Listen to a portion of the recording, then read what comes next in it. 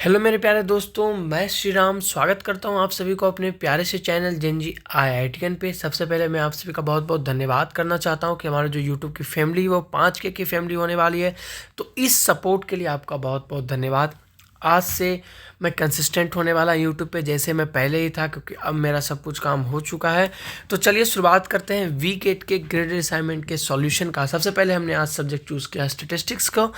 तो स्टार्ट करते हैं। सबसे पहले हमारे पास है कि Zaheer Khan has taken 5 wicket hauls in last n matches. तो सबसे पहले आपको ये बताया गया है कि जहीर खान के बारे में बताया जाए कि अगर ये जहीर खान है तो उसने 5 विकेट हॉल लिया है, मतलब कि 5 विकेट हर मैच में इसने विकेट लिया है, 5 wicket. Okay, in last n matches, तो टोटल एन मैचेस में इसने कितने विकेट लिए हैं? 5 okay. His match records are selected at random 1 by 1। यहाँ पर जो परमुटेशन कम्बिनेशन प्रोबेबिलिटी इस तरह का जब आप क्वेश्चन में घुसते हैं तो आपको याद रखना है कि यहाँ पर हम लोग वर्ड बाय वर्ड को ध्यान रखेंगे, क्योंकि जैसे ही इन्होंने बोल दिया है his match records are selected at random and 1 by 1 and analyse, यानी कि हर एक मैच रिकॉर्ड्स को उठाया जा रहा है रेंडमली। मान लेते हैं मैंने कोई M-1 है ना, तो total number of matches n है ना, तो मान लेता हूँ N1 मैच के रिकॉर्ड को उठाया। उसके बाद मैंने उसमें से जहीर खान के विकेट्स को, यानी कि जहीर खान ने किस तरह से परफॉर्म किया उसको एनालाइज किया। Okay, if none of the match records is analysed more than once, यानी कि कोई भी मैच एक बार से ज़्यादा एनालाइज नहीं किया जा रहा है, then what is the probability that kth one analysed is his last 5 wicket haul match. तो कहीं ना कहीं आपको यहाँ पर एक डिटेल सॉल्यूशन थ्योरेटिकल प्रोपोर्शन से दिया गया है, जिसको मैं बोलूँगा हम इस तरह के क्वेश्चन को थ्योरी से नहीं पढ़ के हम लोग प्रैक्टिकल एग्जाम्पल से समझेंगे। कि मान लेते हैं कि टोटल 15 मैचेस जहीर खान ने खेले और 15 मैचेस में 4 उसने क्या किया है, 15 मैचेस में 5 विकेट हॉल उसने लिया है। ठीक है, यहाँ तक आपको कोई दिक्कत नहीं भैया, कोई दिक्कत नहीं। उसके बाद ये क्वेश्चन के का क्या वैल्यू बता रहा है? के का वैल्यू ये बता रहा है कि if none of the match records is analyse more than once, then what is the probability that the kth one, that is 9th one, analysed is is last 5 wicket haul. यानी कि जो 9th number का match हम analyse करने वाले हैं जहीर खान के लिए, वो उसका लास्ट मैच होगा आउट ऑफ दैट 15 मैच जिसमें उसने 5 विकेट को लिया होगा। तो कहीं ना कहीं अब क्वेश्चन थोड़ा सा सिंपल बन रहा है कि let A be the event of getting exactly 3 5 wicket haul matches. सही बात है, क्योंकि हमें क्या करना है, टोटल उसने क्या लिया है, टोटल उसने 5 विकेट हॉल को लिया है ना, 4 बार 5 विकेट को लिया है। और मेरे को जो लास्ट 5 विकेट बताना है, मेरे को जिसका प्रोबेबिलिटी खोजना है वो क्या है, वो 9th मैच है। यानी कि मैं ये मान लूँगा कि let A be the event, एक ऐसा इवेंट है जिसमें उसने 5 विकेट हॉल मैचेस मिला है, जब उसने 8 मैच खेल चुका है तो एनालाइज हो चुका है तो उसका फर्स्ट 8 मैच एनालाइज हुआ, उसमें उसने 5 विकेट हॉल मैचेस किए थे। ठीक है, परफॉर्म किए थे। बी एक ऐसा इवेंट हो जाएगा जिसमें जो मेरा रिक्वायर्ड होगा, बी क्या होने वाला है, रिक्वायर्ड इवेंट होने वाला है, जिसमें 9th मैच को एनालाइज करने पर वो 5 विकेट हॉल मैच होना चाहिए। तो प्रोबेबिलिटी ऑफ ए हमारे पास क्या हो जाएगा, प्रोबेबिलिटी ऑफ ए हमारे पास हो जाएगा 4C3, क्योंकि 4 में 3 चूज करने का तरीका, ओके, इंटू 11C5, यहाँ तक कोई दिक्कत नहीं। फिर 15 से 8 क्यों, क्योंकि 8 मैचेस को यहाँ पर एनालाइज हम लोग कर चुके हैं। 8 मैचेस को एनालाइज हमें किस में करना है, 15 में करना है। यहाँ तक आपको कोई दिक्कत नहीं होना चाहिए। नाउ यहाँ पर हमसे पूछा गया probability that the 9th match analysed is a 5 wicket haul match given that the analysis of the first 8 matches shows 3 5 wicket haul matches. That means अब अगर हम ये जानना चाहते हैं कि 9th मैच में उन्होंने किस तरह से स्कोर किया है, प्रोवाइड आपको ये है कि 8 मैच में उन्होंने 5 विकेट हॉल मैच को लिया है, तो ये आपका प्रोबेबिलिटी बनने वाला है। सिंपल सा बात है। अगर मैं बात करता हूँ कि प्रोबेबिलिटी कि 9 मैच को एनालाइज किए और वो 5 विकेट हॉल ही हो, उसका प्रोबेबिलिटी क्या हो जाएगा कि 4 में से 3 तो हो चुका है पहले ही, 4 में से 3 उसके पास आ चुका है, तो एक मेरे पास 5 विकेट हॉल बचा और नंबर ऑफ मैचेस कितने बचे हैं, नंबर ऑफ मैचेस बचे 7, यानी कि 1/7 प्रोबेबिलिटी है कि वो जो 9th मैच है उसमें वो 5 विकेट लेकर आएगा। ठीक है, अब हमको बात करना है required probability, that is P A intersection B. तो आपको पता है इसके यहाँ पर डायरेक्ट हम लोग फार्मूला का यूज करने वाला है, उसका सॉल्व करके आंसर दे देंगे, कोई दिक्कत नहीं होना चाहिए।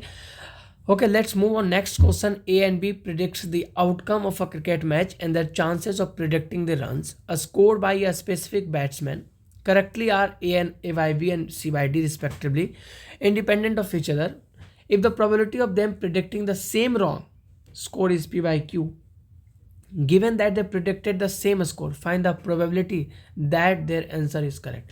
तो यहाँ पर कितना ही शानदार चीज़ बोला गया है कि ए एंड बी क्या करते हैं, हर मैचेस के प्रिडिक्ट करते हैं रिजल्ट को, है ना. A and B predicts the outcomes of the cricket match and their chances of predicting the run score by a specific batsman correctly are A by B and C by D. यानी होता नहीं कि विराट कोहली इतना run मारेगा इस match में, तो वो लोग इसको भी प्रिडिक्ट करते हैं और उसका प्रोबेबिलिटी आपको दे दिया गया है, सॉरी चांसेस ऑफ प्रिडिक्टिंग आपको दे दिया गया है कि A by B and C by D है कि अगर वो बी में से, है ना, टोटल बी मैचेस है तो ए मैचेस में उसके प्रिडिक्शन सही हो रहे हैं, टोटल डी मैचेस है तो सी मैचेस में प्रिडिक्शन सही हो रहा है. इंडिपेंडेंट ऑफ ईच अदर, दोनों जो इवेंट है वो आपस में इंडिपेंडेंट है, यानी कि आप वहाँ पर सेट के फॉर्मूला को यूज कर सकते हैं. If the probability of them predicting the same wrong score is P by Q, यानी कि दोनों गलत बताते हैं उसका जो प्रोबेबिलिटी है वो पी बाई क्यू है. Given that they predicted the same score, find the probability that their answer is correct. तो यहाँ पर सिंपल सा बात है कि सबसे पहले आपको इवेंट को दर्शाना है. ठीक है, देखो यहाँ पर सबसे पहले ये इस तरह से सॉल्व करने वाला है, लेकिन जब हम एग्जाम्पल की तरफ बढ़ेंगे तो ज़्यादा समझ में आएगा. लेकिन उससे पहले मैं इसको आपको थोड़ा सा डिटेल बता दूँ क्या कि करना क्या, सोचना कैसे है. तो सबसे पहले आपको ये समझना है कि जो हमको सबसे पहले इवेंट को डिफाइन करना पड़ेगा कि हमारे पास कौन कौन सा डिफेंड है. लाइक हमारे पास E1 है, हमारे पास E2 है, हमारे पास E3 है एंड E है, यानी 4 इवेंट्स हमारे पास दर्शाना है. लाइक E1 हो जाएगा both A and B predicted the score correctly. E2 क्या हो जाएगा, exactly one of them predicted the score correctly. E3 क्या हो जाएगा, neither of them predicted the score correctly. And E क्या होगा, they predicted the same score. E क्या है, E वो इवेंट है जो कि हमको निकालना है, that the answer is correct. तो आपको ये ध्यान रखना है. तो इसके बाद उन्होंने सिंपली से हर इवेंट का एक प्रोबेबिलिटी निकाला जो कि आपको दिया है ना. P1 क्या होने वाला है कि दोनों का दोनों प्रोबेबिलिटी मिल चुका है, तो हम दोनों को क्या करेंगे, दोनों का गुना कर देंगे ना.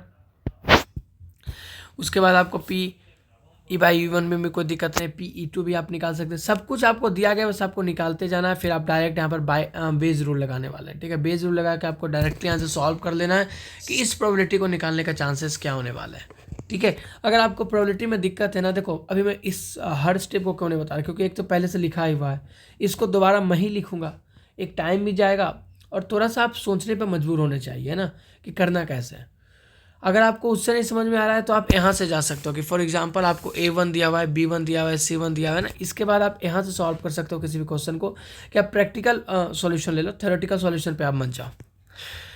What is the probability that the selected item is defective? Enter the answer correct to 2 decimal places. तो कहीं ना कहीं हमसे ये पूछा गया है कि ओके, ऊपर हमारे पास क्वेश्चन दे दिया गया, उस पर 3 और 4 क्वेश्चन, 2 क्वेश्चन पूछा गया कि an item is produced in 3 factories A, B and C. Factory A produces X times the number of items produced by factory B, and the factories B and C produces the same number of items. It is known that P%, Q% and R% of the items produced by the factories A, B and C respectively are defective. All items produced in the 3 factories are stocked and an item is selected at random. Easy question है, सिर्फ आपको event को याद रखना. एक mathematics का statistics probability होता है ना, कंप्यूटेशन परमुटेशन कम्बिनेशन होता है, और एक कंप्यूटर साइंस के लिए जब हम पढ़ते हैं, जब हम डाटा साइंस के लिए पढ़ते हैं, इन दोनों में डिफरेंस है. मैथमेटिक्स आपको इस तरह का क्वेश्चन देता है कि आप पूरा पढ़ोगे जब तक नहीं, एकदम लॉजिक बिल्ड करना पड़ेगा तब सही होता है. डाटा साइंस के केस में वैसा नहीं आता है. डाटा साइंस के क्वेश्चन में हमको उतना डीप नहीं जाना होता है.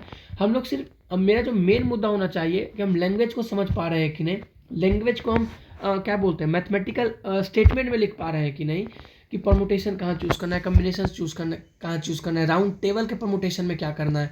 उसके बाद हम इवेंट को हम हर एक इवेंट को डिफाइन कर पा रहे हैं कि नहीं, और उस इवेंट का प्रोबेबिलिटी हर तरह से, ये सब आपको आना चाहिए. अगर इतना भी आप कर रहे हैं किसी भी चैप्टर के, तो आप कंप्यूटर साइंस के लिए, कंप्यूटर साइंस के रिस्पेक्टिव में उस चैप्टर में आप टॉप स्कोरर या टॉप 10% में आ जाएंगे. तो ये बहुत ही अच्छा चीज़ है.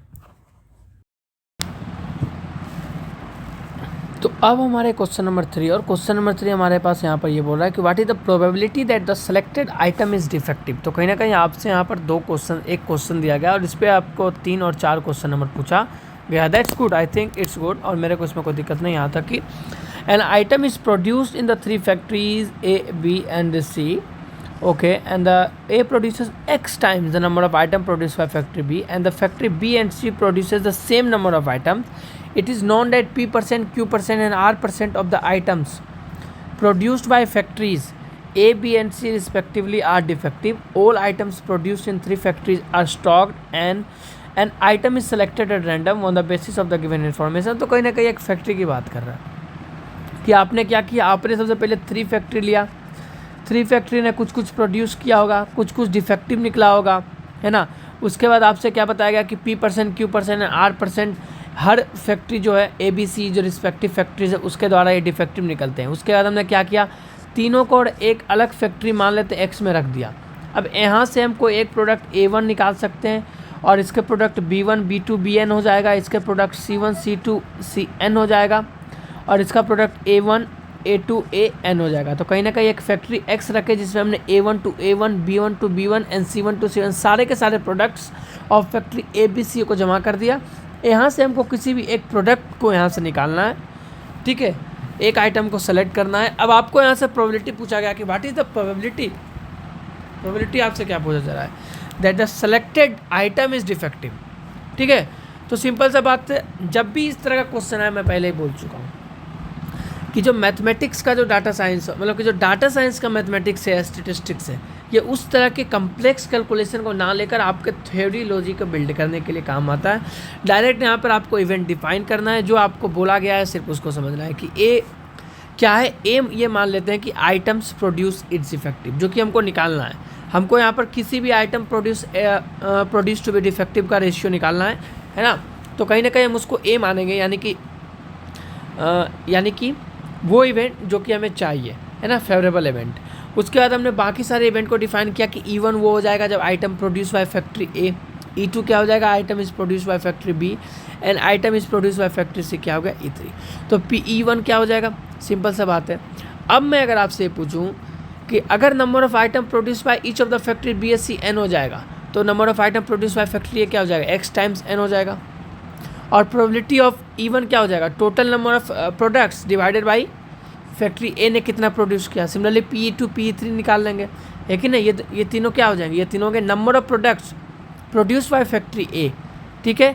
Now it is given that question कि आपको क्या निकालना है, आपको दिया गया है, आपको ये दिया गया है कि प्रोबेबिलिटी ऑफ डिफेक्टिव यानी कि item, probability of A by E1 का मतलब यहाँ पर क्या है कि E1 में से जब हम E1 जो कि आइटम फैक्ट्री A के द्वारा प्रोड्यूस हुआ है, उसमें से जो डिफेक्टिव आइटम है वो आपको दिया है P%, Q% and R%।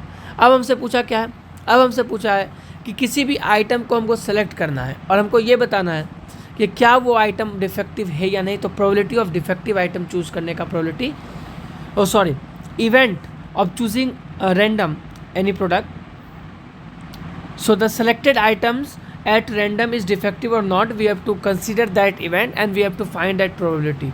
Okay, so we have also given the practical approach of the question and I think it's good.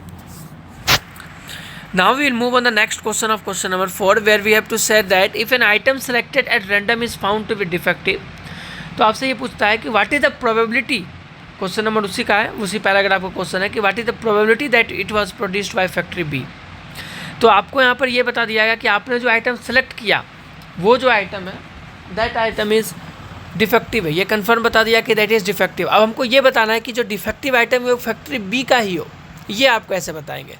तो सिंपल सी बात है, item produce by factory B और आइटम डिफेक्टिव, तो कहीं ना हमको क्या निकालना पड़ेगा, हमको निकालना पड़ेगा आइटम प्रोड्यूस बाय फैक्ट्री ए और उसमें से हमें क्या बताना है, सबसे पहला डिफाइन हमको इवेंट क्या है, सबसे पहला डिफाइन इवेंट हमारे पास ये है कि आइटम जो है वो डिफेक्टिव है।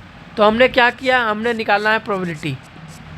अब हमको क्या बताना है कि प्रोबेबिलिटी जो आइटम हमने डिफेक्टिव निकाला वो E2 का हो, यानी कि that is produced by factory B, factory B के द्वारा प्रोड्यूस हो। तो कहीं ना कहीं हमको PE2 बाई ए निकालना है। नॉर्मल फार्मूला का यूज़ करके हम लोग सॉल्व कर देंगे, ठीक है। ये सब क्वेश्चन का जो लिंक है आपको मैं दे दूंगा। If A and B are two independent events such that PA Okay, PA complement is equal to M and PB complement is equal to X and PA union B is equal to N. Then calculate the value of X. सही है। अब देखो इस तरह के question को अगर मैं हर छोटा छोटा बात को आप बोलता हूँ कि आप कुछ कुछ क्वेश्चन को खुद से करने का ट्राई करो, कम से कम 2 स्टेप भी लिख पाते हो ना, कि आप कम से कम ये बता पाओ कि इवेंट को दर्शाने का सबसे नॉर्मल प्रोबेबिलिटी में क्या होता है। प्रोबेबिलिटी में से सबसे नॉर्मल है बेस रूल लगाने के लिए आपको आना चाहिए, आपको इवेंट डिफाइन करने के लिए आना चाहिए, आपको कंप्लीमेंट बताने के लिए आना चाहिए, आपको favourable event and unfavourable event के बीच डिफ्रेंशिएट करने के लिए आना चाहिए। तो ये सब तो आपको आना ही चाहिए, ठीक है। What is the probability that a student falls in below average value. तो कहीं ना कहीं आपको यहाँ पर एक पैराग्राफ दिया है कि 2 researchers adopted different sampling techniques while investigating the same groups of a student to find the number of students falling in different intelligence levels.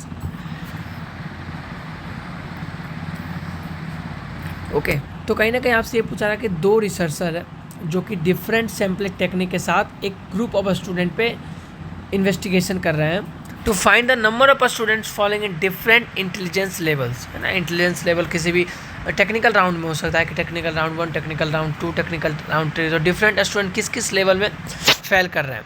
तो उसके हिसाब से आपको ये बताना कि what is the probability that a student falls in below average level.